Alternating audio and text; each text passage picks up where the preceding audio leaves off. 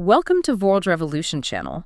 This is a summary of the book Principles for Navigating Big Debt Crises by Ray Dalio. America's debt has skyrocketed to $38 trillion in 2026, with yearly interest payments hitting nearly $1 trillion, squeezing budgets and slowing growth like a heavy weight on the economy. This mounting pressure risks a major crisis, echoing past crashes that hurt millions. Ray Dalio's book reveals simple ways to spot warning signs early and handle debt smartly, drawing from real history to turn potential disasters into recovery. Read it to gain tools for protecting your finances in tough times. Let's find out more. You know, when you hear a number like $38 trillion, the immediate reaction is, well, it's panic. You're just doom and gloom. Exactly. It's bunkers and canned beans time. But the mission for this deep dive is going to be a little different. We aren't just here to, stare at that scary number and tremble. We're here to understand the mechanics. We want to sort of replace that fear with a bit of engineering. I like that. We're trying to open up the engine room of the economy to move past the shock of the headline. Because what Ray Dalio argues in this book is that these crises, they aren't random. Right. They aren't acts of God. No, not at all. And this is a guy who founded Bridgewater, one of the biggest hedge funds in history. He's not just guessing. He argues they aren't unpredictable accidents or, black swans that just appear out of nowhere. He has this phrase he uses that I think really sets the tone for the whole book. He calls the economy a machine. Exactly. A machine that works in a pretty simple mechanical way. And he's got the data. He studied 48 massive debt crises over the last 100 years. We're talking the big ones. The biggest ones. The Great Depression, 2008, the Weimar Republic, hyperinflation in Germany. And his conclusion from all that is fascinating. He says that while every crisis feels unique when you're living through it. Of course. The technology is different. The politicians are different. Right. But underneath all that, they actually follow the same repeating logical template.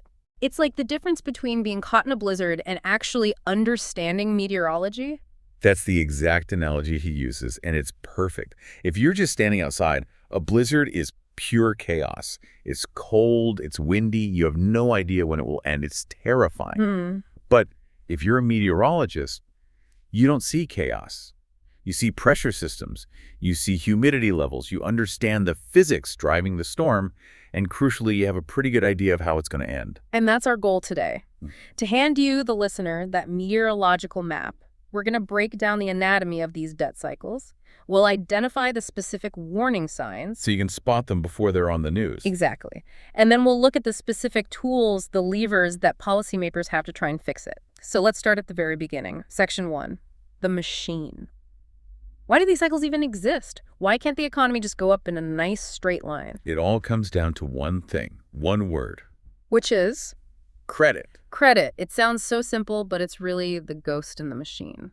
It drives everything. I mean, just imagine for a second an economy with no credit at all. Okay. In that world, the only way for you to spend more money is to earn more money. You have to produce more, work more, be more innovative. Growth is tied directly to productivity. Which sounds kind of healthy, actually. You live within your means. It is healthy, but it's also very slow. And human beings, we're impatient. We want the house now. We want the car now. The business expansion now. Right. So we invent credit. And Dalio has this very specific way of framing it that I think is brilliant. He says, when you borrow, you are pulling spending forward. And I want to pause on that because it totally reframes the idea of debt. You're not just borrowing from a bank. No. That's the most important insight. You are borrowing from your future self. Right. When you take out a loan today, you are literally creating a time in the future where you will have to spend less than you earn to pay it back. So the cycle is baked in from the very first transaction. It's automatic. An upswing when you get the cash and feel rich, and a downswing when the bill comes due and you have to tighten your belt. It has to happen. And when you multiply that by millions of people and businesses and the government itself, that's the whole macroeconomic cycle right there. That's the wave pattern. It's just the sum of all those individual decisions. But we should be really clear here. Credit isn't inherently evil. It's not a moral failing. No. Dalio stresses that it's just a tool. And it can be a fantastic tool when it's used productively. Okay, so give me an example. What's productive versus, say, a non-productive debt? Okay, let's say you're a farmer. You borrow $100,000 to buy a new tractor. That tractor lets you harvest way more corn. The debt pays for itself. You generate more income, you pay back the loan, and you're better off. That's good debt. It fuels real growth. But if I borrow that same $100,000 to go on a huge vacation, That's just consumption. The vacation doesn't generate any income. So to pay that back, you have to cut your spending somewhere else. That's where the trouble starts, when an entire economy is financing consumption instead of production. You're building a house of cards. Dalio uses this great analogy to explain how this all spirals, the game of Monopoly. It's the perfect model, isn't it? Think about the beginning of a Monopoly game. What do? You've got a pile of cash, the board is empty, you buy everything, you land on a property, you buy it. Exactly. Early in the game, property is king. You want to convert your cash into assets, houses, hotels, and you feel rich. You look at the board and you think, I own all of this. Then the game goes on. The board gets crowded with everyone else's hotels. And suddenly you start landing on their property. But now you have a cash flow problem. You have a ton of assets. You've got hotels on Boardwalk and Park Place, but you don't have the cash to pay the rent. Still, cash is king. Now cash is king, and you're forced to sell your beautiful hotels at a fire sale price just to stay in the game. That's the crash. But in the real world, there's a twist that isn't in the game. The bank isn't passive. That's the accelerant. In the real economy, the bank sees your hotel and says, wow, that thing is worth a fortune now. How about we lend you more money against it so you can buy another one? And everyone feels richer because asset prices are going through the roof. But what's really happening is the leverage, the amount of debt compared to actual money, is getting bigger and bigger. So the eventual cash shortage becomes a catastrophe. This brings us to the difference Dalio makes between the short-term and the long-term debt cycle. I think most of us are familiar with the short one. Yeah, the short-term cycle is the normal business cycle. It's what you see on the news every 5 to 8 years or so. Recession, boom, recession. The central bank, like the Fed, manages this with interest rates. Things get too hot, they raise rates. Things cool down too much, they lower them. Right. We've all seen that movie a dozen times. It's pretty straightforward. But the long-term cycle, that's the one we're really talking about today. That's the big one. That's the monster. The long-term cycle is what happens over decades because of human nature. See, when a recession ends, we don't pay back all the debt. We pay back some, but then we feel optimistic again and we borrow even more than before. And the policymakers help that along. They cut rates to get out of the recession. But they never quite raise them back up to where they were before the last boom. So if you zoom out and look at a chart over, say, 75 years, you see debt always going up and interest rates always trending down. It's a staircase. Debt climbs higher and higher and rates fall lower and lower until you can't go any lower. Until you hit zero. You hit zero. And that is the moment of truth. Because the central bank's main tool, lowering interest rates, is gone. The gun is empty. That's when a normal recession becomes a big debt crisis. That's 1929. That's 2008. And Dalio is essentially arguing we are at, or very near, the end of one of these long-term cycles right now. That is his core thesis. Okay, so let's walk through the life cycle of this crisis. Chapter 1 in the book breaks it down into phases, and it all starts with the part that feels great, the bubble. Well, it actually begins even before the bubble, in what he calls the early cycle. This is the Goldilocks phase. Debt is growing, sure, but incomes are growing even faster. It's sustainable. People are borrowing to build things. It's healthy. But then our psychology gets the better of us. Then we move into the bubble. And a bubble is more than just high prices. It's a change in mindset. What's the key psychological shift? It's when people start to extrapolate the recent past into the indefinite future. They look at a chart that's gone up for a few years, and they just assume it will go up like that forever. This time is different mentality. Exactly. Or the can't lose mentality. Housing prices have got up 10% a year for 5 years, so they are guaranteed to go up 10% next year. It becomes an article of faith. And this creates a self-reinforcing loop, doesn't it? A powerful one. Asset prices rise, which makes you feel wealthier. Because you feel wealthier and have more collateral, the bank lends you more money. You use that money to buy more assets, which pushes prices up even higher. Right. It works perfectly until it doesn't. The trap is that people feel rich because their assets are worth so much on paper. But they're not rich. They're just incredibly indebted. That wealth can evaporate overnight, but the debt stays. So Dalio gives us a checklist, right? A way to spot a bubble in real time. I think this is super valuable for anyone listening. What are the big red flags? He gives a few, but there are 4 that are really easy to spot. Number 1, prices are high relative to traditional measures. What does that mean in plain English? Like for housing, you'd look at the price of a house versus how much you could rent it for. If a house costs $1 million, but you can only rent it for $1,000 a month, That math doesn't make sense. The price is out of whack with its actual economic value. Okay, that's number one. What's two? Broad bullish sentiment. This is the classic taxi driver tip. If everyone you meet, your barber, your neighbor, your friends at a dinner party, is talking about how much money they're making in the market and telling you to buy, It's probably time to sell. it's a huge warning sign. It means everyone is already in. There are no new buyers left to keep pushing prices up. Okay. Number three. Purchases are being financed by high leverage. You see things like zero down payment mortgages or people borrowing huge amounts to buy stocks. It means the system is fragile. A tiny drop in prices can wipe out the borrower completely. And the fourth warning sign. Extended forward purchases.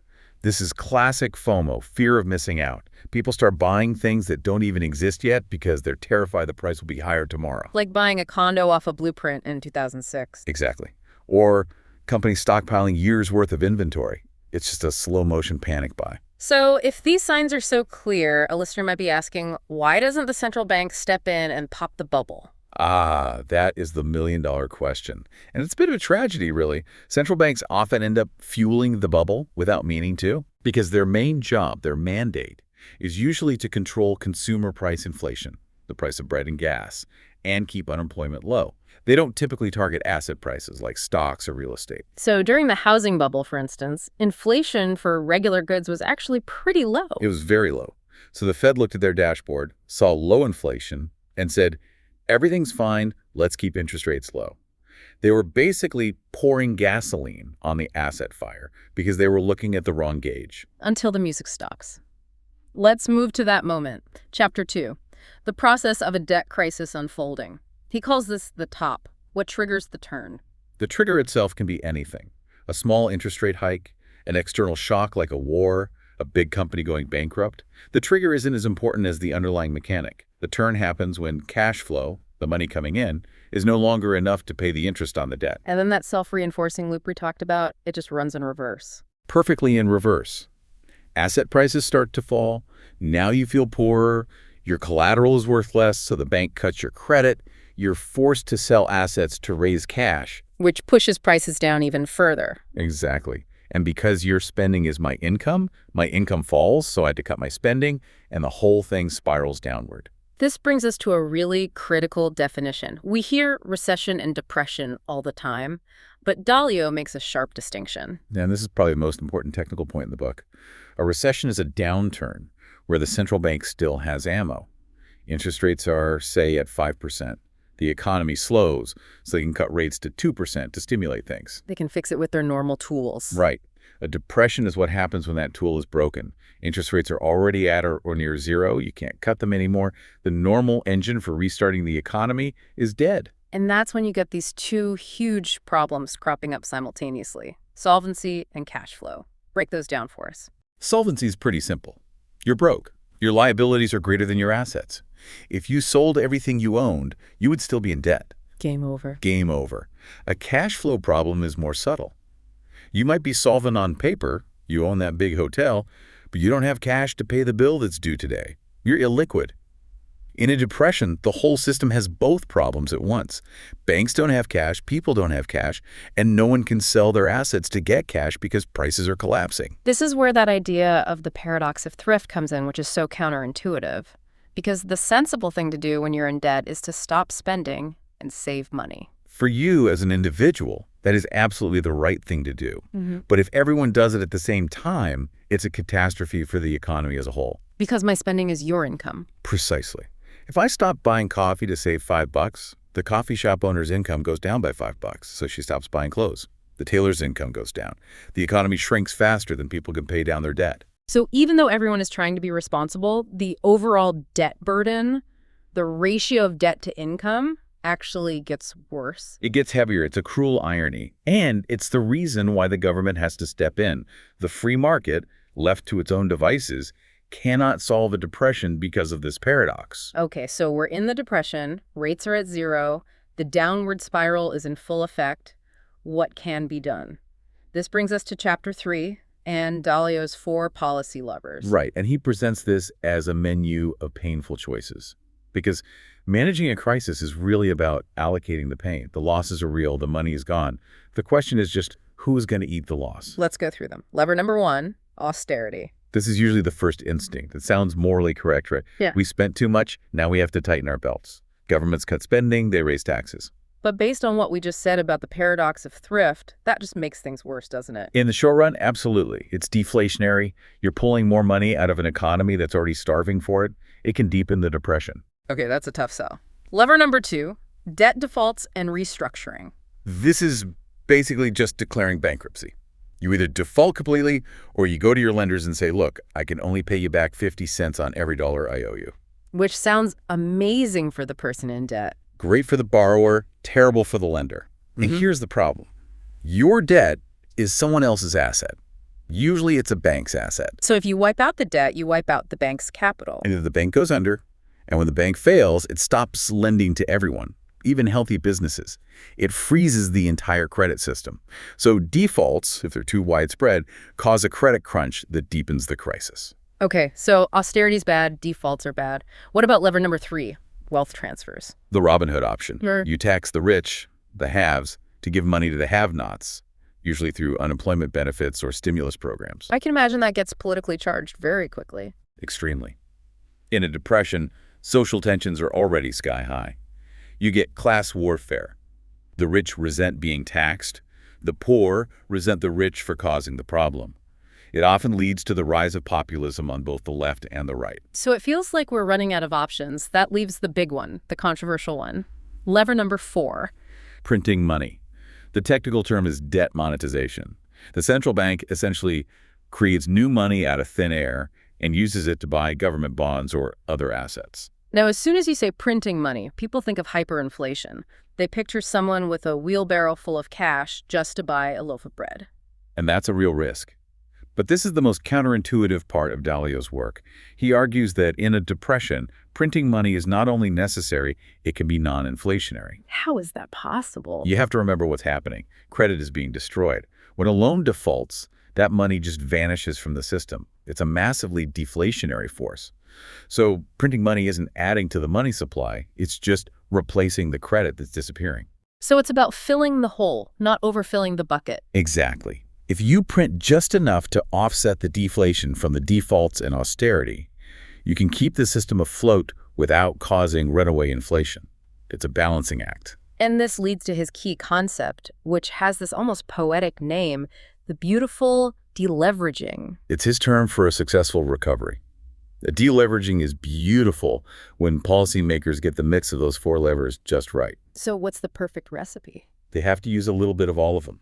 They use the painful deflationary levers, some austerity, some debt restructuring to clean out the bad parts of the system. But they cushion that pain with the inflationary lever printing money to keep incomes and spending from totally collapsing. And there's a simple rule of thumb for this, right? There is. The goal is to keep nominal economic growth higher than the nominal interest rate on the debt. So simply put, you want your income to be growing faster than your debt is. Exactly. If your income is growing at, say, 4% a year, and the interest on your debt is 2%, you can gradually grow your way out of the problem. You're outrunning the debt. The goal of the beautiful deleveraging is to print just enough money to make that happen. But there's a huge catch here, a really important one. This strategy of printing money, it only works if you owe the debt in your own currency. This is the most critical distinction in the entire book. A deflationary depression is what happens to a country like the U.S., the U.K., or Japan, who borrow in their own currency. So if the U.S. gets into trouble, the Fed can always print more dollars. Right. They hold the printing press. They can't involuntarily go bankrupt in their own currency. They can devalue it, but they won't default. But the other type is an inflationary depression. And this is the nightmare scenario. This happens to countries, often emerging markets, that have to borrow in a foreign currency, like U.S. dollars. Why is that so much worse? Because if their economy crashes, their local currency plummets in value, but their debt is still in dollars. So overnight, the real burden of their debt can double or triple. They need way more of their collapsing currency to buy the dollars they need to make their payments. And they can't print dollars. They can't print dollars. If they try to print their own currency to buy the dollars, they just cause hyperinflation and make the problem even worse. That's the Weimar Germany story. That's Argentina. In that situation, there's no such thing as a beautiful deleveraging. There's just a crash. So when we look at that $38 trillion U.S. debt number, as scary as it is because it's all in U.S. dollars, The playbook is a deflationary depression playbook, not an inflationary one. Correct. The U.S. has what's called the exorbitant privilege of controlling the world's reserve currency. It gives its policymakers a huge amount of flexibility to use that fourth lever, printing money, to manage the crisis. It doesn't mean it won't be painful, but it's a different kind of problem. There's one last policy idea I want to touch on, which is pushing on a string. What does he mean by that? It's a fantastic image. Imagine a piece of string. You can pull it towards you very easily. That's like the central bank raising interest rates. It works immediately to slow things down. Okay. But now try to push the string. It just bunches up, right? It doesn't go anywhere. That's what happens late in a debt cycle when the central bank lowers rates to zero and starts printing money to buy assets. Why doesn't it work? They're flooding the banks with cash. But if people are too scared to borrow and banks are too scared to lend, the money just sits there. It bunches up in the financial system. You can't push it into the real economy. At which point the government has to do something more direct. Exactly. Dalio says that's when you have to switch from buying assets to putting money directly in people's hands. What we saw with stimulus checks, helicopter money. It's the policy of last resort. Okay, so we've been through the whole cycle, the bubble, the crash, the policy response, which leads to the final big question. Are these crises just inevitable? Can we learn our lesson and avoid them? Dalio's answer is pretty clear. Yes, they are inevitable because of human nature. You can't legislate away greed and fear. You can't stop people from becoming optimistic when times are good and borrowing more. The psychological drivers of the cycle are just part of who we are. But the severity can be managed. 2008 was bad, but it wasn't the Great Depression. And that is his ultimate point. The debt itself is rarely the thing that destroys a country. It's the management of the deleveraging. He says the two biggest risks are not financial, they're human. They're ignorance and politics. Ignorance, meaning the policymakers just don't understand the template we've been talking about. Exactly. In the 1930s, the Fed did all the wrong things. They let banks fail. They tightened policy. They didn't understand the machine. They turned a recession into a global depression. In 2008, Ben Bernanke was a student of the Great Depression. He understood the template. He printed money. He saved the banks. It was messy and unpopular. Very unpopular. But he avoided a complete collapse. Knowledge of the template is the single most important thing. And the second risk? Politics. That's about whether policymakers have the authority and the political will to do what needs to be done. A beautiful deleveraging requires painful, unpopular choices and a delicate balance. But politics is rarely about balance, especially in a crisis. It's about blame. It's about extremes. This brings up a final provocative thought. These cycles aren't just about economics. They reshape society. Absolutely. Think about the wealth gap. During the bubble, asset owners get incredibly rich. During the bust and the subsequent money printing, that gap tends to widen even more. Which leads to tremendous social anger and resentment. Yes, it creates the perfect conditions for populism. Dalio shows how the 1930s debt crisis led directly to the rise of extremist political movements around the world. The way a country handles its debt crisis can determine its political path for a generation. That's a sobering thought, that we're not just talking about interest rates and balance, but the very fabric of our political systems. At the end of the day, it's not just a math problem. The template is the easy part. Managing the human response is the hard part. So, for our listener who is looking at that $38 trillion headline, what's the final takeaway? The takeaway is to not panic, but to be aware of where you are in the cycle. Stop looking at the debt number by itself. Look for the signs of the bubble. Are people borrowing heavily? Is everyone bullish? If you see those things, just know that the cycle will always turn. And keep an eye on the policymakers. Watch the four levers. Are they finding a balance? Or are they lurching from one extreme to another? Their actions will tell you whether we're heading for an ugly crash or hopefully something a little more beautiful. Knowledge is the best hedge. It really is. Thank you for watching. Trey, please like, share, subscribe, follow up in next topic. Come back to continue principles for navigating big debt crises. It is incredibly good to be back.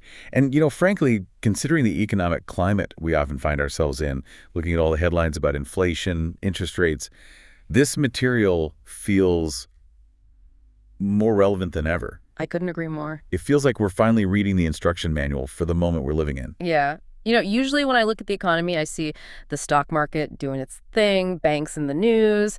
It feels like I'm standing in the middle of a blizzard. A blizzard. That's a good way to put it. It's just chaos, Snow is hitting you from every direction, visibility is zero, and you have no idea which way is up. It feels random and, honestly, pretty terrifying. That is the default human reaction. It's Yeah. a very common feeling. We are sort of wired to see these crises as these unique, unpredictable monsters that just happen. Like lightning strike. A lightning strike, exactly. Yeah. Or a flood, something you just can't foresee. Right. But Ray Dalio, who wrote the book we're covering today, he says that is the absolute wrong way to look at it. He argues the economy isn't a blizzard at all. No. It's a machine that works according to very specific, repeatable patterns. That is the absolute core thesis of Principles for Navigating Big Debt Crises. Yeah. And it's so important to remember, Dalio isn't just, theorizing from some ivory tower. Not at all. He and his team at Bridgewater, they studied 48 massive debt crises, 48 of them over the last 100 years.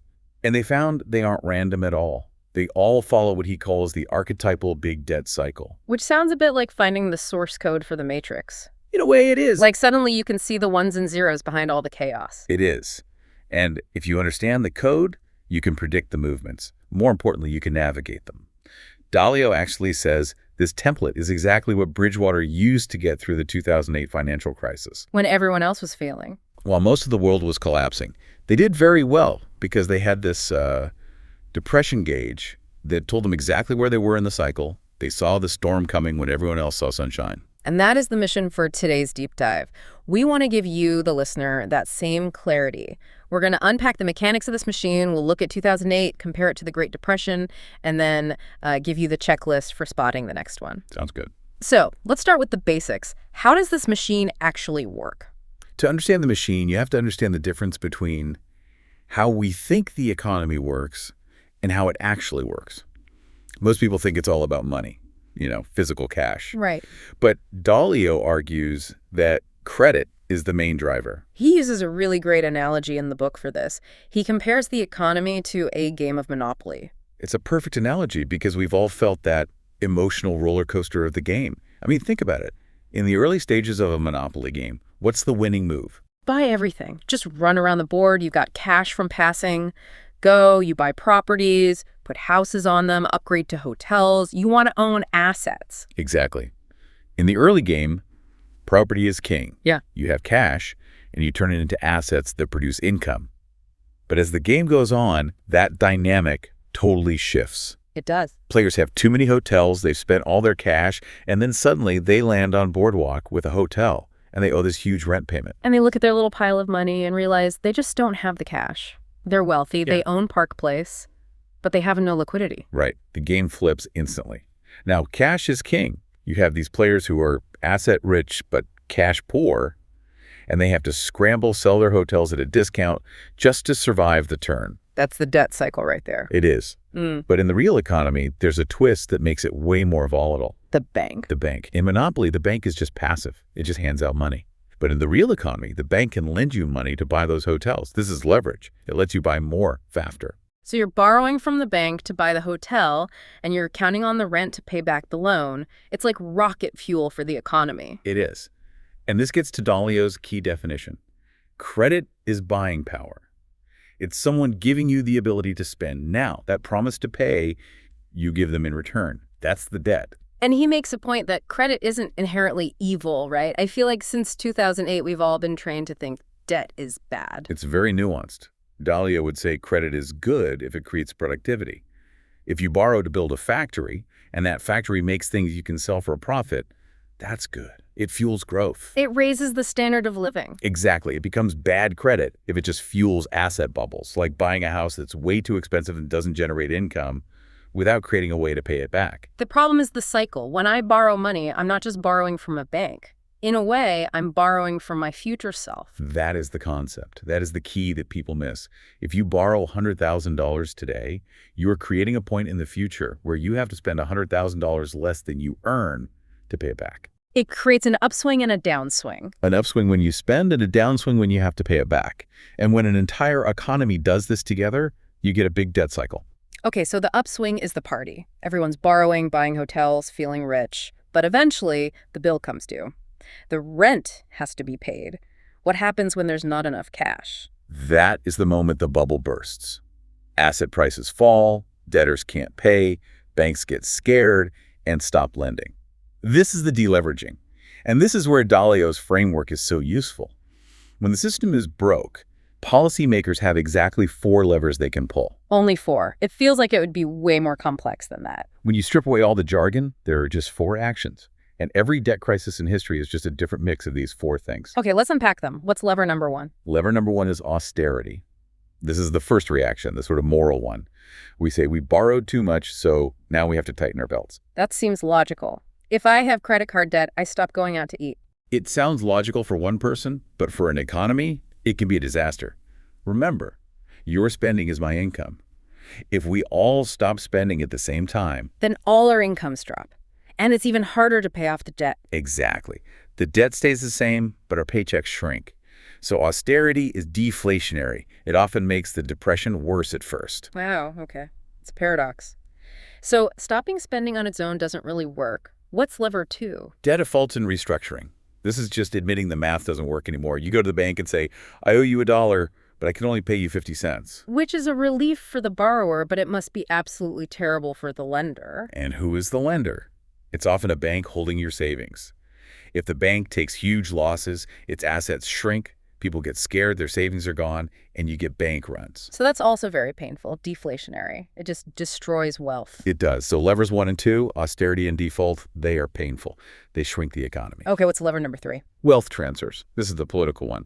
The government taxes the haves to help the have-nots. Yeah. You see this when the wealth gap gets too wide. It creates a lot of political tension, but mathematically, it rarely raises enough money to fix the entire problem. So that leaves the 4th lever, the one that feels a bit like magic or maybe cheating.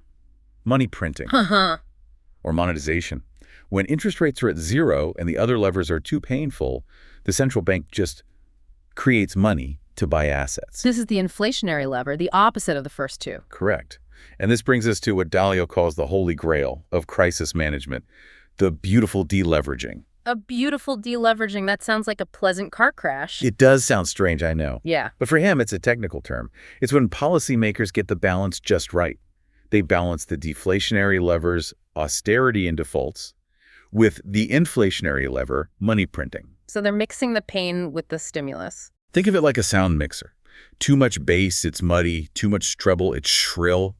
You have to slide the faders until it sounds balanced. If they get it right, debt falls, but the economy keeps growing. And that is the perfect transition to our first big case study, the one we all lived through. Yeah. The 2008 financial crisis. Yes. Reading Dalio's account of it was like rewatching a thriller, but this time I actually understood the plot. It really is. And through the lens of the machine, you can see all the gears grinding. So let's set the scene. It's, say, 2004, 2006. Dalio calls it the Goldilocks period. Why? Because everything felt just right. Growth was good, stocks were up, inflation was low, everyone felt rich.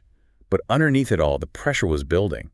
You had this massive inflow of foreign capital. From places like China. Right, buying U.S. debt, which kept interest rates artificially low. And low rates mean cheap money. Cheap money and this universal belief that housing prices could never, ever go down.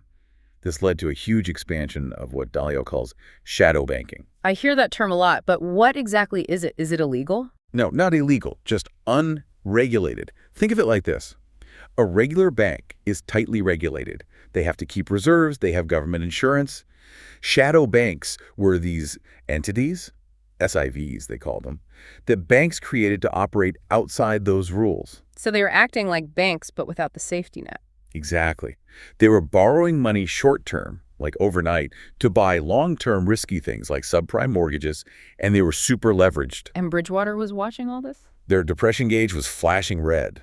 While everyone else was partying, they saw that the cash flows people actually had to pay their debts. They were drying up. The debt payments were growing way faster than people's incomes. So the rent was getting too high, but everyone kept buying more hotels. You got it. And then the bubble burst. Slowly at first, and then all at once. Dalio highlights a few key moments of panic. The failure of Bear Stearns was the first big crack in the dam. Right. Bear Stearns had these hedge funds that were just packed with subprime mortgages. When they blew up, it showed the world that these safe assets were actually toxic. But the real heart attack was Lehman Brothers in September 2008. That was the moment the patient flatlined. I remember that feeling, like, will the ATMs work tomorrow? It was terrifying. And Dalio points out a specific technical thing that caused the panic. He calls it the break-the-book moment. Ah, this is fascinating. Explain this. Okay, so there are these things called money market funds. They're supposed to be as safe as cash. You put $1 in, you get $1 out. Yeah. But when Lehman failed, a big money market fund that held Lehman's debt suddenly had to admit its assets were worth less than $1. So my safe dollar is now worth 97 cents. Which doesn't sound like a lot, but it triggered a complete psychological collapse. If a safe account can lose money, then nothing is safe. It started a run on the entire system. Everyone wanted their cash now. And there just wasn't enough cash to go around. Cash is king in the late cycle. The system just froze solid. Which brings us to the policy response. And looking back, it really felt like the government was just flailing. Why did it take them so long to act? This goes right back to the levers. There was this huge internal debate about moral hazard. The idea that if you bail out the banks, you're just rewarding them for being reckless. Exactly. Policymakers like Hank Paulson and Ben Bernanke were paralyzed by this. They actually let Lehman fail on purpose to send a message. But Dalio is really critical of that hesitation. He is. His principle is, when the system is having a heart attack, you don't lecture the patient on their diet. You use the defibrillator. You save the patient first. Because if the system dies, everyone dies with it, not just the reckless banker. Exactly. The contagion doesn't care who was moral. And we saw the turning point when they finally realized this. The TARP program was a struggle, but the real game changer was lever number 4. Printing money. Quantitative easing. The Fed, under Bernanke, just created money to buy assets from the banks. They flooded the system with cash to replace the credit that had vanished. And according to Dalio, that's what turned it into a beautiful deleveraging. It stabilized the patient. By 2009, the economy started to heal. The printing offset the massive defaulting. It wasn't painless, not by a long shot, but the system itself didn't collapse into a black hole. Which brings up the big comparison. Why did 2008 end in a slow recovery, while the 1930s became the Great Depression, a decade of just misery? That is the essential question. Dalio compares the U.S. in '08 to the U.S. in the late 20s. The setup was almost identical. A huge bubble, high leverage, big wealth gap. But the response was completely different. It's the levers again, isn't it? It's always the levers. In the 1930s, policymakers were obsessed with the gold standard. They believed every dollar had to be backed by physical gold.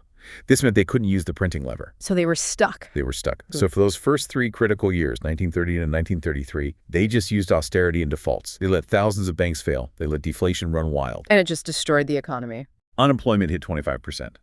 It was only when Roosevelt came in and broke the link to gold, essentially allowing them to print money, that the recovery finally began. The lesson is, 2008 was handled better because Bernanke was a student of the Great Depression. He knew you had to print faster. So in the U.S., the danger is usually waiting too long to print. But what about the other side of that coin? What happens if you print too much? Now you're talking about Germany in the 1920s, the Weimar Republic. This is the absolute nightmare scenario of an inflationary depression. We've all seen the pictures. People with wheelbarrows full of cash to buy bread. It's horrifying. And the machine broke so badly there because of one key variable, the currency of the debt. What do you mean? In the U.S., the debt was in dollars. The U.S. government can print dollars.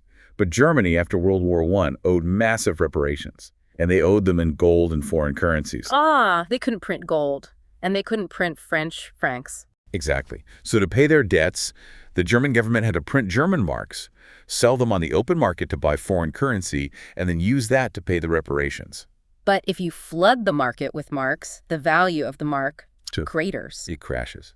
And as the mark crashes, the price of everything goes up. So they had to print even more marks to keep up. It became a death spiral. That's the inflationary depression. Yep. You can't have a beautiful deleveraging when you owe money in a currency you can't control. That is a terrifying distinction. It's not just how much you owe, but what you owe it in. That's why so many emerging markets get into trouble. They borrow in U.S. dollars. And if the dollar gets stronger, they get trapped. Okay, we've seen the machine. We've seen the crashes. Let's make this practical. How do we spot when we're in a bubble before it pops? This is one of the most valuable parts of the book. He gives 7 specific signs of a bubble. Let's run through them because I think everyone listening will want to check these off against what's happening right now. Okay, sign number 1. Prices are high relative to traditional measures. This means, our Price-to-earnings ratios for stocks historically high. Is the cost of a house insane compared to the average income? Right. Sign number 2, prices discount future rapid appreciation. This means the only way the current price makes sense is if you assume it will keep going up like a rocket forever. People are just speculating, buying it to sell to a greater fool next week. Which leads to number 3, broad bullish sentiment. Everyone is an optimist. The consensus is this time it's different. When you can't find anyone who is skeptical, that's a huge red flag. Sign 4, purchases are financed by high leverage. People aren't using cash, they're borrowing heavily to buy assets. The market is fragile because a tiny drop in price could wipe out a buyer's equity completely. Number 5 is an interesting one. Buyers make forward purchases. Yeah, this is when people start hoarding things because they're afraid the price will double next year. It creates this artificial demand that looks like real growth, but it's really just panic buying. Okay, number 6. New buyers enter the market. This is the classic shoeshine boy tip. When your dentist is giving you crypto tips, that's the sign. When people who are never in the market jump in because it looks like easy money, the top is usually near. And finally, number 7. Stimulative monetary policy continues despite the bubble. The central bank just keeps pouring fuel on the fire, keeping money cheap when they should be cooling things down. When you see most of these signs, Dalio says you are very likely in a bubble. That is a powerful checklist, but he also says spotting the bubble is only half the battle. The outcome really depends on the people in charge. Yes. He says the most important variable isn't the debt itself, it's the capability of the policymakers. Do they know what they're doing? Do they understand the levers? And just as important, do they have the authority to act? Right, because even if they know what to do, politics can get in the way. Exactly. We saw that in 2008 with the TARP vote failing at first. The markets crashed because the politicians couldn't get it together. A crisis requires quick, decisive action. Gridlock leads to disaster. There's another concept he talks about for the future, something he calls pushing on a string. What is that? This happens late in the cycle. Central banks usually manage the economy by lowering interest rates. But what happens when rates are already at zero? You can't lower them anymore. You can pull a string to tighten it, but you can't push it. Exactly. When you hit that zero bound, central banks lose their main tool. That's when they have to move to things like quantitative easing or big government spending programs. And Dalio warns that many countries are in that pushing on a string phase right now. So the next crisis might be harder to manage because we've already used up the easy ammo. It definitely implies that. We're moving into uncharted territory. So let's wrap this up. If we manage to have a beautiful deleveraging, is everything just fixed immediately? No, and he's very clear about this. Even a well-managed deleveraging usually leads to what's called a lost decade. A lost decade? That sounds awful. It just takes time. It can take 5 to 10 years for the economy and stock prices to get back to their old peak. It's a slow, slow healing process. But the alternative is much worse. The alternative is the Great Depression. A slow recovery is infinitely better than a total systemic failure. So what's the final synthesis here? What should we take away from all this? I think the biggest takeaway is that these crises are biological. They're not weird anomalies. They're a natural part of the economic organism. And if we understand that, we can stop looking for villains and start looking at the mechanics. The risk isn't debt. The risk is being blind to the cycle. It takes the panic out of it. It's still painful, but knowing why it's happening, seeing the logic, it empowers you to make rational decisions. It does. It helps you prepare. If you know winter is coming, you don't panic when it snows. You just buy a coat. Before we go, Dalio leaves us with a final provocative thought, a warning, really. He does. He talks about the intersection of debt and war. The book explicitly warns the worst possible situation for a country is to be heavily indebted and then lose a war. Or even just get into one. Wars are incredibly expensive. Right. War requires massive spending, which is inflationary. If you're already at the end of a debt cycle and then you have to finance a war, the machine is under maximum stress. Given rising global tensions and record global debt, Dalio suggests this is the intersection we need to be watching most closely. A heavy thought to end on, but a necessary one. We've unpacked the machine. We've seen the monopoly board, the levers, the history. The key is balance. Balance between the pain and the relief, and balance in our own lives. Thank you for watching. Please like, use, share, subscribe, follow up in next video.